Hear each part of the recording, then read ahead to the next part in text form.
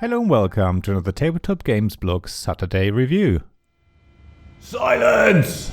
You shout at the two imps sitting opposite you in the surveillance van. It's time you two pilferers sneak into the factory and steal some tasty doughnuts. It'll be absolutely pitch black in there, so I'll be watching you from here and tell you which direction to go. Remember, north, east, south or west.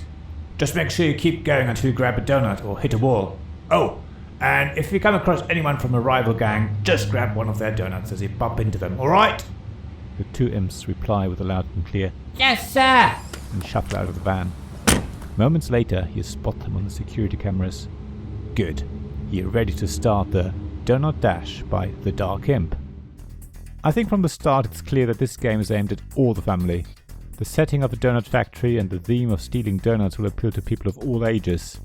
The rules are also kept really simple, even though the rulebook is relatively long, but that's not unusual for the concept it describes.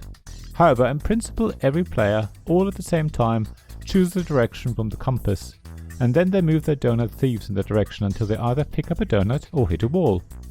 Sure, there are things like reflective walls, which thieves bounce off of and continue to move in the opposite direction. There are wormholes that teleport a thief to the relevant exit space. Plus the 8x8 space factory wraps around, so as you hit an edge, you exit the factory there and re-enter it on the opposite side. Also, different donuts score differently, and the way you choose and play your compass directions work in a certain way, and the rulebook has to explain all that, which means it's more of a booklet with lots of illustrations rather than a leaflet. However, at the base of it, all you really do is work out which direction you want your thieves to move so they pick up the best donuts without maneuvering themselves into a corner, or putting themselves in reach of the rival gang who can steal your donuts. So the rules are really pretty simple. Yet, like with so many games of this ilk, the simple rules create a really complex game, where you need to think a few steps ahead to ensure you can pick up the most valuable donuts with the cards that you have. You could easily play Doughnut Dash with very little planning and have a great time and get a great score, which is why the game is also really suitable for players with less experience of modern board games. However, you can also play Doughnut Dash at a much more strategic level. The game is almost a perfect information game, allowing you to plan many steps ahead. It's often obvious what the others will do in their turn, and you know exactly which direction cards they have to play, so you could really just math everything out if you wanted. Of course, it's not that simple. For one, the other players know that you know what they know and will act accordingly, surprising you with actions that you hadn't counted on. Also, there are so-called sugar rush cards in the game which basically give you rule-breaking actions, and which you keep hidden from the other players. They make it much harder for you to predict what might happen next. They will allow you to send your thieves in different directions or change a layout of the factory floor by rotating the 2x2 tiles.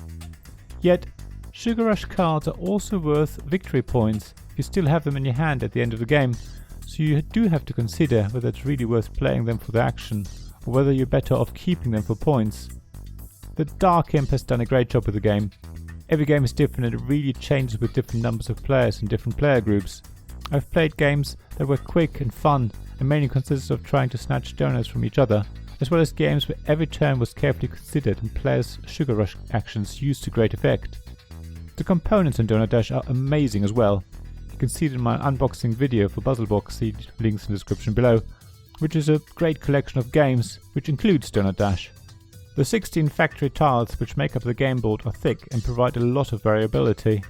The donuts are represented by chunky wooden discs and colourful stickers. The cards are really thick and seem very durable, no sleeving needed. I think it's a great production and will offer you a lot of fun gameplay with the family, as well as some strategic thinking for those people who prefer that sort of thing. Thank you for listening to this Tabletop Games Blog Saturday Review podcast.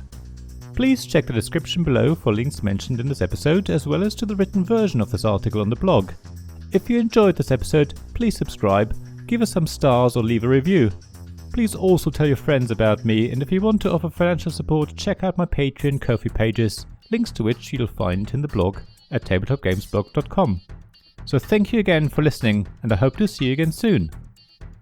This podcast was made possible by the generous help of my Patreon supporters: Royal Patron Sean Newman, Castle Guard David Miller, Dice Masters Alex Bardi, Paul Grogan and James Naylor, and Shining Lights Robin Kay, Sarah Reed, Tim Vernick and We're Not Wizards.